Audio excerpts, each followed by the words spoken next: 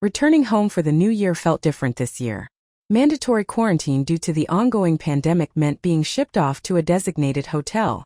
Imagine my surprise when I pushed open the door to my assigned room and found myself staring at a themed suite, complete with a ridiculously large, circular bed and mood lighting.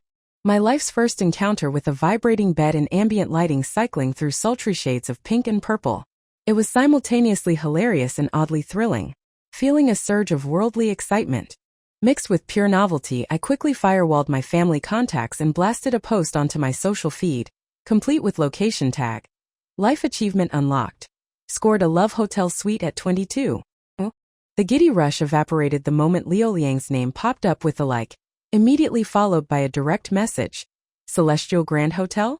Are you in 317? It felt like a bucket of ice water doused over my head, sending me crashing back to earth from my cloud of amusement.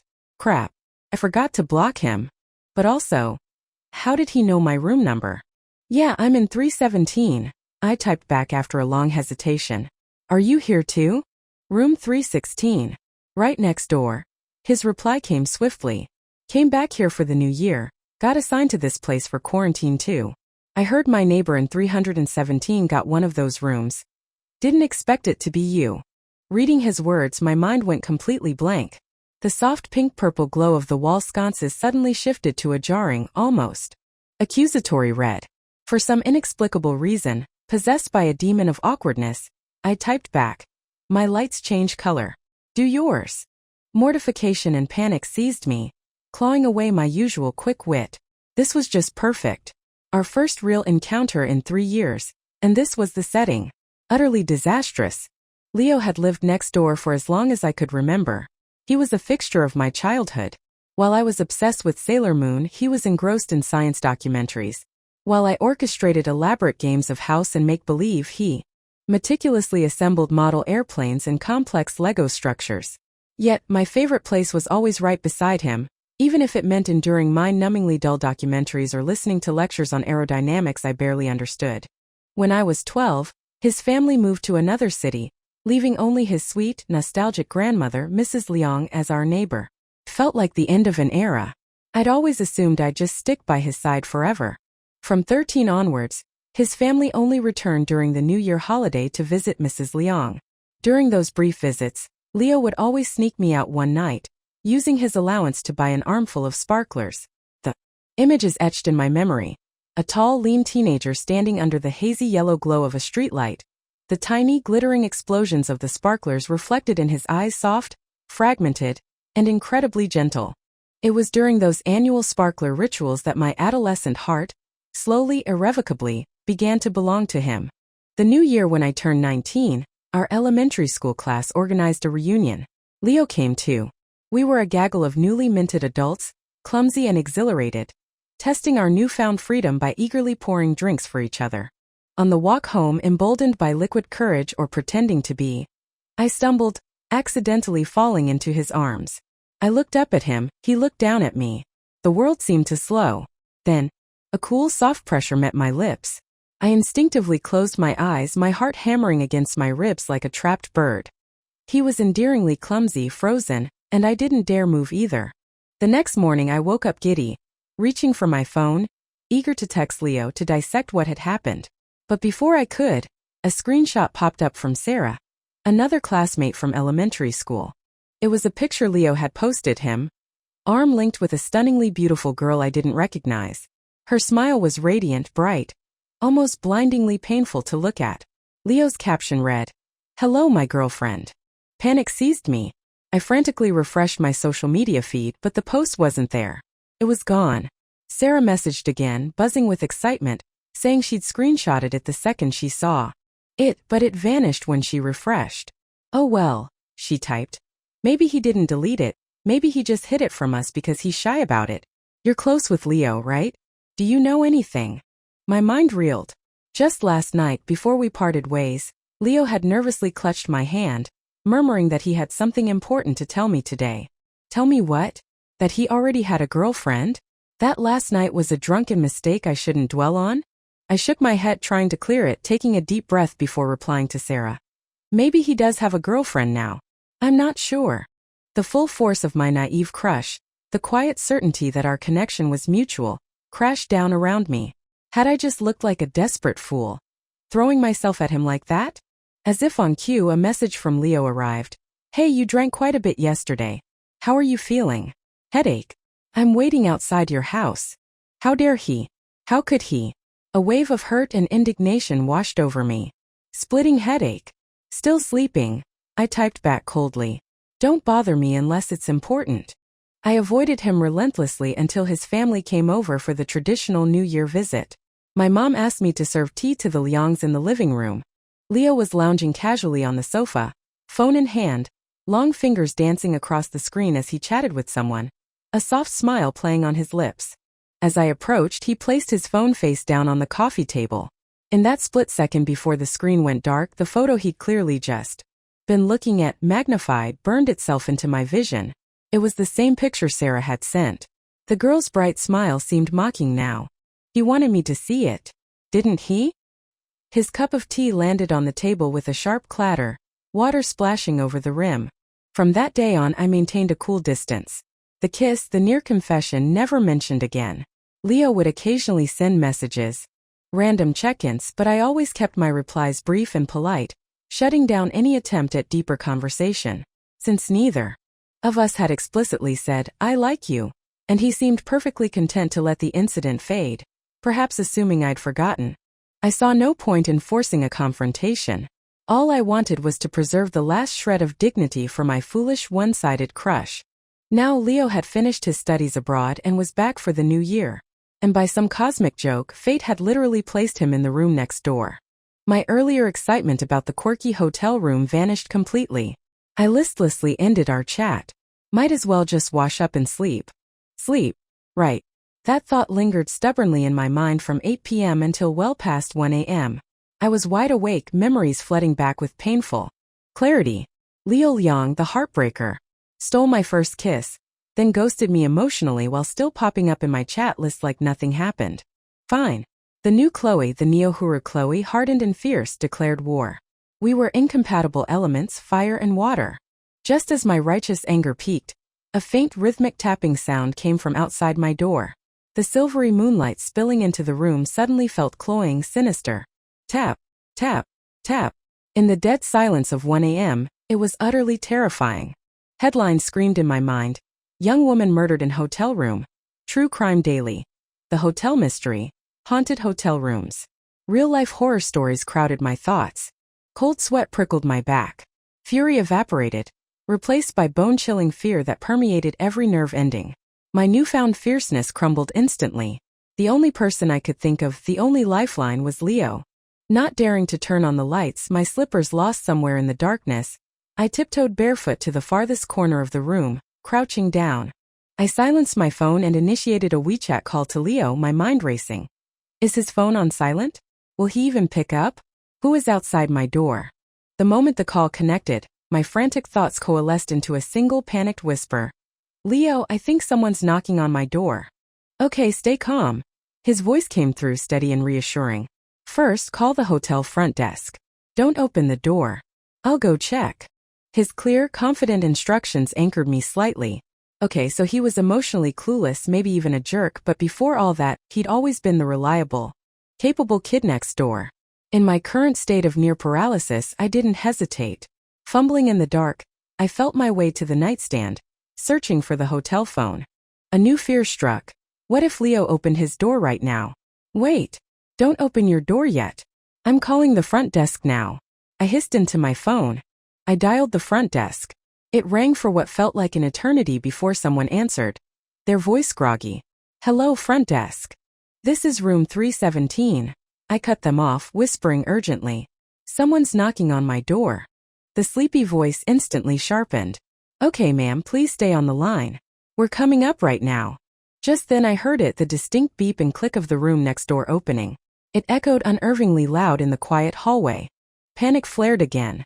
Why did Leo open his door? What if the person outside had a knife?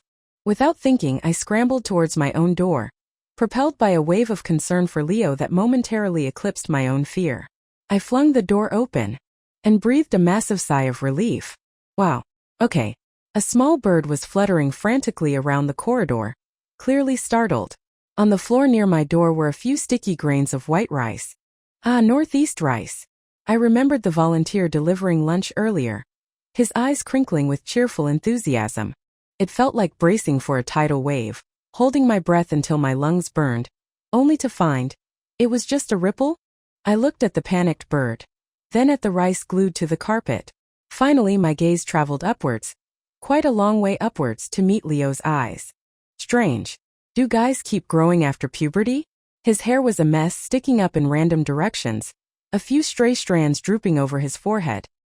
He looked like he'd just woken up, yet his eyes were wide with concern, not a trace of drowsiness in them. Leo swallowed, licking his lips nervously. Are you okay? Not too scared. My neck was starting to ache from craning upwards. I looked down, avoiding his gaze. I'm fine. Calming down now, my eyes landed on the thin white cotton t-shirt he wore, noticing how it clung slightly, outlining the firm muscles underneath. Maybe looking up wasn't so bad after all. So let me get this straight. There was no one actually knocking. Some rice from lunch got stuck to your door, and a bird flew into the hallway and started pecking at it. Security guard 1 summarized, looking mildly exasperated. Security guard 2 looked thoroughly unimpressed, about to say something further, but guard 1 subtly stopped him with a hand on his back. Facing the 2 burly guards, I couldn't stop apologizing. I'm so sorry. Really sorry to have disturbed your rest. It's all right, ma'am, guard 1 said professionally. This is our job. Better safe than sorry. Guard 2's gaze flickered between Leo and me. You two know each other? Just remember to follow quarantine protocols. My face flushed crimson. After the guards left, I finally turned back to Leo. Tonight, sorry for bothering you too. You should go back and get some sleep. Leo reached out, seemingly intending to pat my shoulder reassuringly. I instinctively flinched back a step. His hand froze midair, fingers curling slightly in awkward retreat. He attempted a smile, but it looked strained. Hey Chloe, don't be such a stranger. Friends aren't strangers, I replied, my voice laced with a brittle edge I hadn't intended. And we've always just been friends, right? The words were meant to be sharp, a subtle jab. But later, lying in bed, the image of Leo's crestfallen expression, the way his eyes and even his messy hair seemed to droop like a dejected puppy's, kept replaying in my mind. My phone screen still showed the chat interface with Leo. The words voice call ended, stark against the background. I stared at them blankly. He did. That sometimes looked at you with such focused intensity, such genuine concern, that you felt like you could drown in the perceived depth of his gaze. I shook my head, trying to dispel the unwelcome flutter in my chest. Get a grip, Chloe. You fell for it once, don't fall for it again. Fear, it turns out, is exhausting. This time sleep came quickly. Want some fruit? Strawberries, your favorite. Leo's message arrived bright and early the next morning. My brain immediately replayed the painful memory of his girlfriend post. There are cameras everywhere in the hallway, Leo. I typed back stiffly. Let's just cooperate with the quarantine rules and not cause trouble for anyone. So, do you want them or not? He persisted. No. But 14 days of isolation stretched ahead, mind-numbingly boring. And constantly deflecting Leo's attempts at conversation felt increasingly forced and exhausting. After his 10,086th message initiating some trivial chat, I finally snapped, typing out the question that had festered for 3 years. How did you meet your girlfriend anyway? Just give me an explanation, I thought. Let me finally close the book on this stupid crush and that stolen kiss. I don't have one. His reply was instantaneous, followed by, when did you get the idea I did? His quick denial sparked a flicker of confusion. Then, your ex-girlfriend? To strengthen my case, I unearthed the screenshot I'd saved, the image that had haunted me for 3 long years. I attached it to my message, feeling an unexpected sense of calm as I hit send. The answer, however, was utterly unexpected. The girl in the photo? Leo's cousin. Apparently, she was being relentlessly pursued by some guy she wasn't interested in, and had begged Leo to pretend to be her boyfriend to scare him off. The first social media post he'd quickly deleted because he forgot to limit the audience. The second time, when I saw him smiling at the photo at my house, was because his cousin had just messaged him saying the fake boyfriend tactic had worked. It was so absurd it felt like a poorly written joke. So, What did it change? Regardless of the convoluted misunderstandings, my secret crush had still withered and died in the shadow of that photo. The intense pain had faded over time, replaced by a dull resignation, and now just quiet acceptance. The day quarantine ended, my parents didn't come to pick me up. Instead, they sent a short text. Just come back with Leo. Almost immediately, a message from Leo arrived. Let's go home together. Felt coordinated. A small smile tugged at my lips. But seriously, what kind of attitude was I supposed to adopt around him now? Downstairs in the apartment complex lobby, I grabbed my suitcase handle, bracing myself for the stairs. Suddenly, Leo's long, strong fingers brushed against mine as he effortlessly lifted the suitcase. Let me get that. If that brush was intentional, damn, he was smooth. If it wasn't intentional, he was dangerously, obliviously charming. The tiny Chloe-shaped cheerleader inside my head was doing frantic cartwheels. Ever since clearing up the girlfriend misunderstanding, my emotional defenses felt significantly lowered. A treacherous little thought kept popping up. Maybe he still likes me. Back home, my parents were deeply engrossed in a game of mahjong with Mrs. Liang next door. The cheerful clatter of the tiles felt like a soundtrack celebrating the unexpected. Resurrection of my long-dormant feelings. You're back. Mom called out, barely looking up from her tiles. There's food on the table. Take it next door and eat with Leo. I dragged my suitcase to my room, quickly grabbed the containers of food, and knocked on Leo's door. He opened it, a knowing smile on his face. Mahjong game getting too intense? Hiding out here again? No. Mom asked me to bring you dinner. I protested, holding the containers up high so he could see the dishes. Leo chuckled. Still haven't grown much, have you, shorty? He naturally took the food containers, his other hand moving as if to measure my height against his shoulder. I glared at him, ducking under his arm. What's wrong with being short? At least if someone's blocking the door, I can slip right past. I headed towards his kitchen, instinctively reaching for plates and bowls. Hey, Leo called out, stopping me. I'm actually busy right now. Just leave the food in the warmer, I can handle it myself. I turned back, holding up 2 bowls defiantly. If you're not eating, I am. I started scooping rice into a bowl, deliberately avoiding his eyes. Oh, I thought you were just dropping off the food, Leo murmured quietly behind me.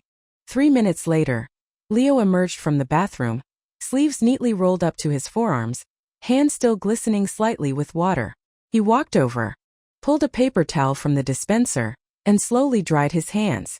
Finished my business, he announced, leaning against the counter. Let's eat together. I thought you were going to be busy for ages. Turns out your business was just washing your hands. Bubbles of unexpected joy fizzed up inside me. The heavy weight of awkwardness I'd been carrying seemed to dissolve.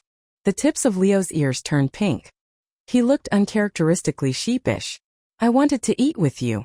His directness was almost overwhelming.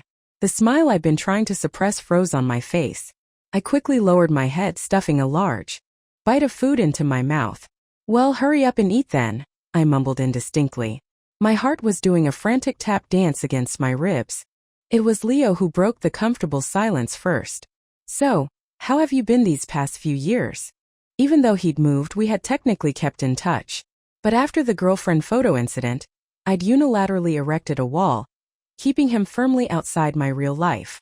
Fine, I said breezily, putting on a brave face. Hanging out with friends, having fun every day. Translation. I moped around feeling like rejected trash for a disturbingly long time. My phone buzzed on the table. I glanced down instinctively. It was Dylan Yu, a good friend I'd made after Leo moved away, who also lived in this neighborhood. Though friend wasn't quite right. He was more like the annoying brother I never had. When Dylan found out I was quarantined in the theme suite, he demanded daily video calls, treating me like his personal tour guide for the room's features. After exhaustively detailing every vibrating function and mood light setting until my throat was raw, I'd managed to guilt him into owing me dinner. You should check for hidden cameras, he'd texted cheekily later, accompanied by a winking emoji. Heard those places have more cameras than a driving test center. You know, for reasons. What kind of garbage are you watching? I'd shot back, before diligently following an online tutorial to sweep my room for cameras anyway. Today was my first day out of quarantine, so his message was probably about cashing in that dinner I owe you. I unlocked my phone, deliberately angling the screen towards Leo. See? Friend hitting me up. I watched his eyes scan Dylan's name, then flick down over our recent chat history. A guy. His gaze shifted back to me, suddenly intense. I nodded slowly. Then an impulse, mischievous and self-protective, made me alter my intended sentence. He's pursuing me. I felt torn. Part of me thrilled at the possibility that Leo still felt something, the subtle hints he kept dropping. Another part bristled, refusing to be the eager puppy, wagging its tail and running back the moment he clarified his mistake. You're the one who messed up, I thought resentfully. I was miserable for ages.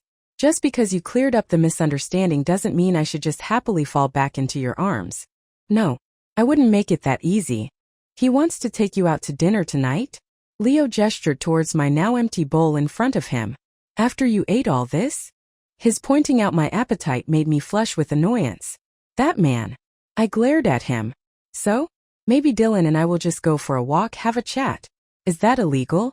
It's not like eating is the only thing I do. Leo frowned. It's getting late. I'll walk with you.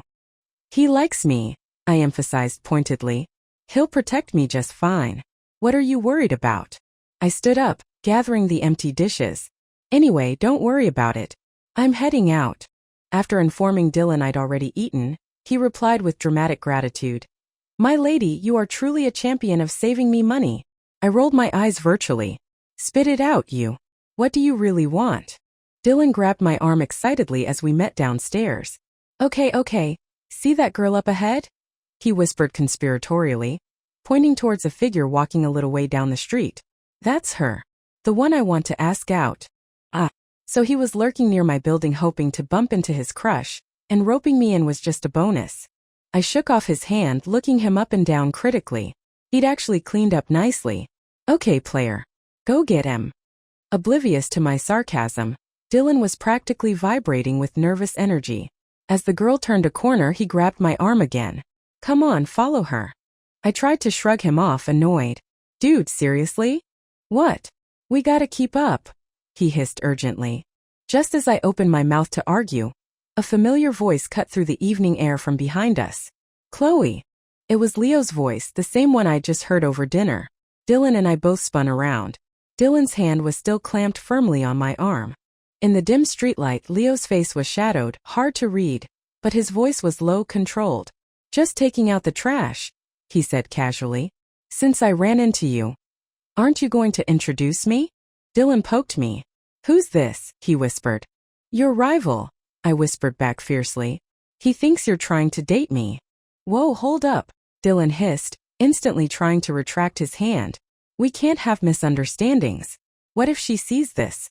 My chances will be ruined. An idea sparked. Friend, I whispered urgently. Help me out here. 1. No 2 hot pot dinners on me. Dylan's expression shifted instantly. His curious gaze towards Leo turned calculatingly hostile. Hey, I thought, impressed. He's actually a decent actor. He stepped forward slightly, keeping his hand possessively on my arm, and raised his voice just enough for Leo to hear clearly. Hey Chloe, how about we go hiking at Mount Sin tomorrow? It's been ages since we went out, just the two of us. I saw Leo's hand hanging loosely by his side, clench briefly, then relax. He matched Dylan's volume. Oh, I'm Chloe's childhood friend Leo Liang. Since we're all friends here, why don't we all go together tomorrow? Dylan feigned annoyance. Sorry man, I only booked 2 hot spring tickets. No room for extras. Bravo Dylan, I cheered silently. Oscar-worthy performance. No problem, Leo countered smoothly. I can pay my own way. It'll be a good chance to get to know each other. Dylan shot me a desperate look, clearly not expecting Leo's persistence. We can get to know each other right now. No need to wait until tomorrow. More time to chat while hiking, Leo insisted cheerfully. In the end, Leo's polite persistence won out. And thanks to Dylan's impromptu performance, I was now out the cost of 2 rather expensive hot spring tickets. Dylan argued that since it was my scheme I should pay, spending my own money to invite someone to annoy my potential future boyfriend. Dylan truly was my partner in disastrously expensive crime. The next morning Leo knocked on my door bright and early. Simultaneously Dylan texted. Operation. Wingman reporting for duty. ready to assist your romantic endeavors. I dragged myself out of bed, rubbing the sleep from my eyes. With deliberate calculation, I applied subtle waterproof makeup, chose a sunny yellow tracksuit, and tied my hair into a high ponytail. Project. Energetic and effortlessly cute. By the time I emerged, my mom had already let Leo in, and he was charmingly chatting with her in the living room, clearly winning brownie points. As I entered, I saw Leo's eyes light up for a split second as he looked at me. Ignoring the internal flutter, I addressed him pointedly. Ready? Let's go. Dylan's probably getting impatient. His smile faltered slightly. Okay, he said a little stiffly. Let's go. Mount Sin on the outskirts of the city was a bit of a trek. Dylan suggested taking the public bus. As we boarded, he darted ahead, snagging a window seat and patting the empty seat beside him expectantly. Chloe, sit here, he called out, shooting a challenging look over his shoulder at Leo. Leo walked past me without a word and chose an aisle seat slightly behind Dylan, his gaze fixed on me. A flicker of memory surfaced. When we were kids on family outings, I always clamored for the window seat. Leo never fought me for. He'd just quietly take the aisle seat and smile patiently as I plopped down beside him, chirping, "You're the best, Leo." He still remembered. A wave of warmth washed over me. "Sorry, Dylan," I said, offering an apologetic smile. "I'll sit with Leo." Not that Dylan would actually care. As I slid into the seat beside Leo, the corners of his mouth lifted in a barely suppressed smile. He shot a quick, triumphant glance towards Dylan. "You always liked this seat when you were little," Leo murmured, his voice soft, as if carefully retrieving a fragile memory. "Looks like you still do." "Some things don't change," I replied, keeping my gaze fixed out the window, but the words were loaded with meaning. Dylan, it turned out, was spectacularly unreliable. Halfway through the bus journey, his phone rang. His tone instantly shifted, becoming urgent, concerned. "Are you okay?" "Oh, thank God. Don't cry, don't cry. I'm coming right now." He turned to me, pointing frantically at his phone, then mouthed, "Check WeChat." A message popped up. "It's the girl from yesterday. Something happened. Sounds urgent. Gotta bail, sorry. Can't wingman anymore. You're on your own, good luck." I could faintly hear a girl's sobbing voice through his phone. He wasn't lying. "Go, go." I messaged back quickly. "Go be her hero." After a quick word with the driver, Dylan hopped off the bus at the next stop. Leo watched him leave, then turned to me, his voice laced with faux concern. "Was that a girl on the phone? Sounded pretty urgent. Shame, I was hoping to get to know him today." He paused, then added pointedly, "He ditched you for someone else, Chloe. Next time he claims he's pursuing you, maybe think twice."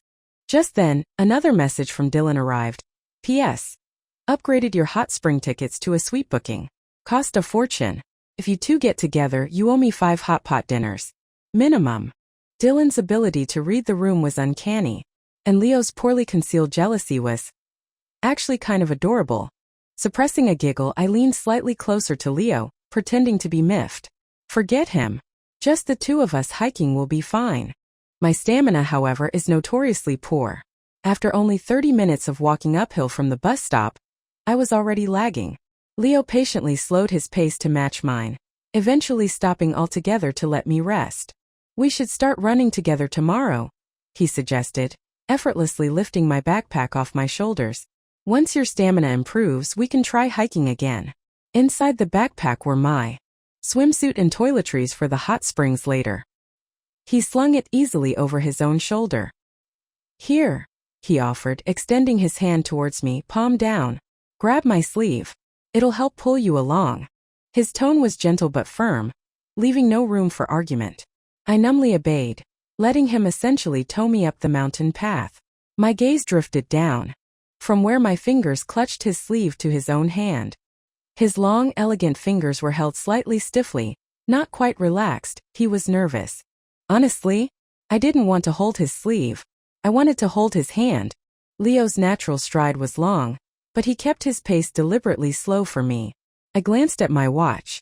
At this rate, we might miss the best time for the mountaintop hot springs. I tugged gently on his sleeve. "Leo, can we take the cable car up? I'm worried we won't make it in time for the springs." My small movement seemed to delight him. A warm smile spread across his face. "Okay," he agreed easily. Whatever you want. Being a holiday weekend, the mountaintop hot spring resort was bustling. I went to the front desk with our booking confirmation. The receptionist glanced from me to Leo standing beside me, her smile knowingly polite. Enjoy your evening, you too, she said, handing over the key card with a slight wink. Lots of couples probably come here, she must have misunderstood, I stammered, noticing the distinct sparkle in Leo's eyes at her words. The room Dylan had booked was indeed a suite, but thankfully, it had 2 separate bedrooms.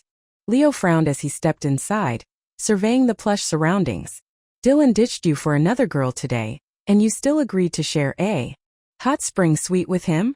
He only booked 1 room key initially, Chloe. You shouldn't trust people so easily. What if he had bad intentions? It's a suite with 2 bedrooms, I pointed out patiently.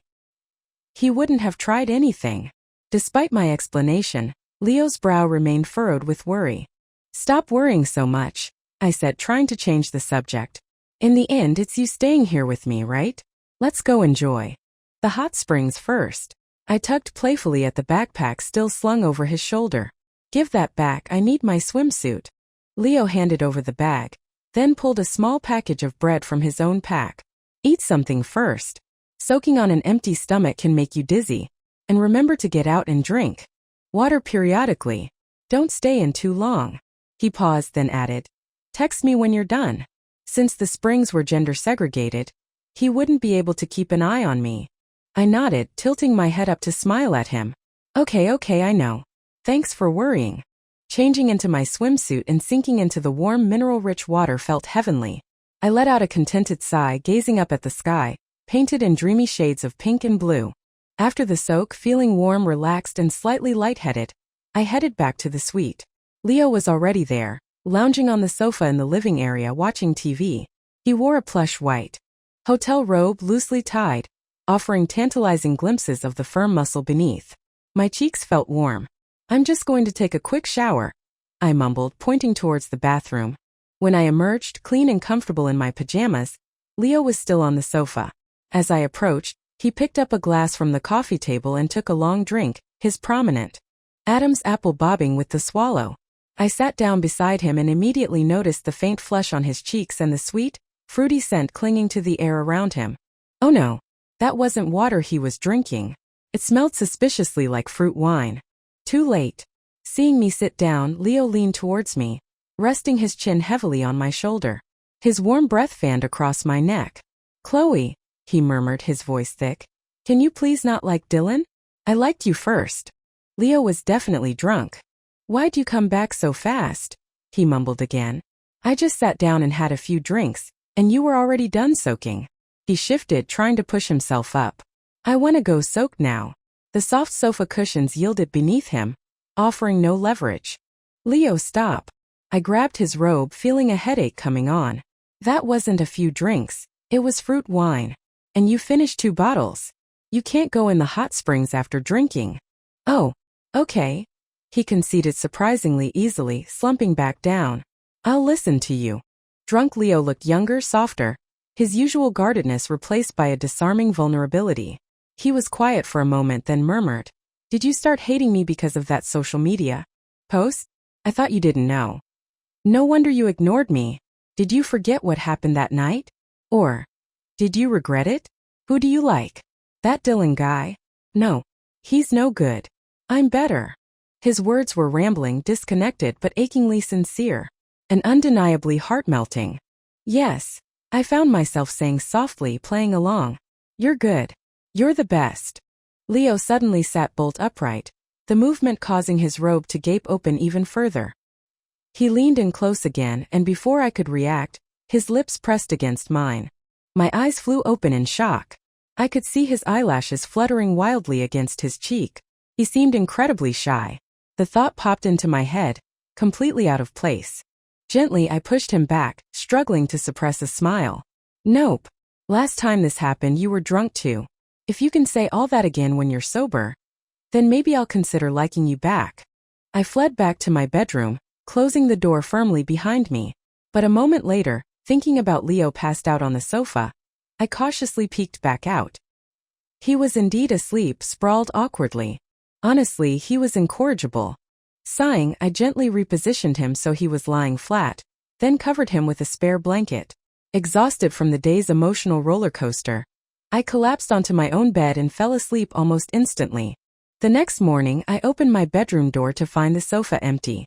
Steaming hot breakfast was laid out neatly on the coffee table. Hearing the noise, Leo hurried out of his bedroom. "Wait, don't say anything yet. Let me talk first," he said quickly, meeting my eyes with earnest sincerity. "I always thought you were avoiding me because you didn't like me. I had no idea it was because of my stupid mistake." He took a deep breath. "I like you, Chloe. Can you consider liking me back?" Afraid I'd burst out laughing if I looked directly at him, I deliberately averted my gaze. "Humph. Took you long enough to figure it out. I'll consider it." Leo blinked, looking anxious. "How long will you consider?" 5 days. "Can we make it 3? He pleaded. "Humph. 10 days then." Okay. 5 days," he quickly backtracked. I'll wait for you to like me." We took the bus back home again. On the way, Dylan texted to announce he'd successfully charmed his crush.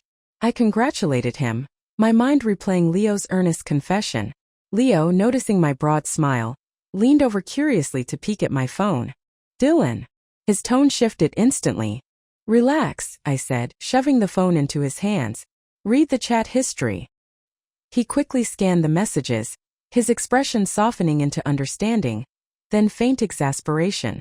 "You tricked me again, Chloe," he sighed, but his voice held only fondness and resignation, echoing the way he used to react to my childhood pranks. "Well, maybe if you weren't such a blockhead?" I retorted playfully, turning to gaze out the window. The winter trees stood bare against the sky, yet the swirling dead leaves dancing in the wind seemed strangely joyful. It was odd, I thought, feeling a corresponding flutter of pure happiness inside me. That evening, Leo asked me to go for a walk downstairs. Aware of my parents' curious glances, I mumbled vaguely, "A friend is waiting for me downstairs." The fact that we both walked out our respective front doors simultaneously was an awkward detail I chose to conveniently ignore, burying my head in the sand like an ostrich. "Chloe." Leo called my name softly as we walked side by side in the cool night air. "What?" He reached over, taking my hand, his fingers lacing firmly through mine. "Chloe," he repeated, his thumb brushing against my skin. This time I refused to answer, pulling my hand back slightly with a mock pout. "It's always Chloe in front of other people, but the second you think you've got me, it's back to my full name." I pretended to be annoyed, quickening my pace. Up ahead, I spotted a couple walking closely together. The petite girl had pigtails and was bouncing excitedly. The guy looked suspiciously like Dylan. Called out tentatively. The guy whipped around. Seeing me, his eyes narrowed and his expression soured. He steered his girlfriend over towards us. Out of Leo's earshot, he mouthed silently, "Why aren't you two official yet?" "I brought my girlfriend. My wingman duties are over." Before I could respond, Leo stepped forward, pulling me protectively to his side. He extended his free hand towards Dylan. "Let's reintroduce ourselves," he said smoothly, his voice firm. "I'm Leo Liang, Chloe's boyfriend." I immediately stepped back slightly, looped my arm through Leo's, and rested my head lightly against his shoulder. "Oh right," I added brightly. "Forgot to mention. We're together now too." Leo's perspective. "I have someone I like. Her name is Chloe Sue. She's like a little sun, always warm, always bright." That first kiss when I was 19. It was the first time I understood what it meant to truly long for someone. And then, Chloe started acting cold. She avoided me, wouldn't answer my calls or texts properly. When I went to her house that New Year, she practically threw the teacup down rather than hand it to me. I figured maybe I'd scared her off by kissing her so suddenly. Take it slow, I told myself. Going abroad for university meant less contact. 3 years passed. Then, coming home for New Year, the pandemic forced us into quarantine. And Chloe's rarely updated social media exploded with life, announcing to the world she was stuck in a themed suite at the Celestial Grand Hotel, right next door to me. I couldn't tell if I was more nervous or excited. I messaged her. "Celestial Grand Hotel? Are you in 317? Her reply was slow, hesitant even through the screen. "Why, Chloe?" I didn't dare ask. I never expected her to be the one to reach out first. At 1 a.m., her voice trembling. Leo, I think someone's knocking on my door. I told her to stay put but worry not at me. I admit I acted rashly, opening my door without thinking about who might be outside. Thankfully, it was just a bird. Maybe the noise startled her because she rushed out too. Seeing her relax after realizing the danger was gone, that relief washed over me too. She apologized for bothering me, but all I cared about was that she was okay. I missed seeing her. I kept trying to message her, but she kept shutting me down. It was strange. Why? Then one day she asked me, "How did you meet your girlfriend?" Finally, the truth came out. The misunderstanding, the cousin, the deleted post. It all clicked into place. And I realized how much pain my carelessness must have caused her. If she really liked me and I kissed her only to seemingly announce a girlfriend the next day, how awful must that have felt? No matter the circumstances, it was my fault. I had to win her back. But damn, it seemed like I might be too late. This Dylan guy was always around her, touching her arm. Chloe just smiled smugly at me and said Dylan was pursuing her. She agreed to go hiking and to the hot springs with him. I swallowed my pride and tagged along. Then Dylan ditched her for another girl. Good. I subtly, or maybe not so subtly, pointed out his flakiness. When Chloe went to the hot springs, I sat in the suite trying to figure things out. There were some drinks on the table. I poured one, sipping it while I thought. Before I knew it, Chloe was back, fresh from her shower, sitting beside me. The sweet scent of her shampoo mixed with the clean smell of her clothes. I couldn't resist leaning closer. She claimed I was drunk. Okay, fine. Maybe I was. It loosened my tongue enough to finally say what I'd been holding back for years. Turns out the Dylan thing was fake. Her feelings were real. Chloe and I are together now. But she refuses to make it public to our parents. Even though my mom and her mom have been dropping hints thicker than concrete at the dinner table, the mahjong table, everywhere. She just blushes and pretends not to notice like a shy little ostrich. I need to step up my game. At the big New Year's Eve family dinner, I deliberately took Chloe's hand under the table. Later, after she'd been teased into drinking a little wine, she was swaying slightly, unable to pull away when I kept hold of her hand. She just closed her eyes, a faint blush creeping up her neck. The younger cousin started hooting and hollering. She looked so damn cute. And just like that, everyone knew. We were officially, undeniably a couple. And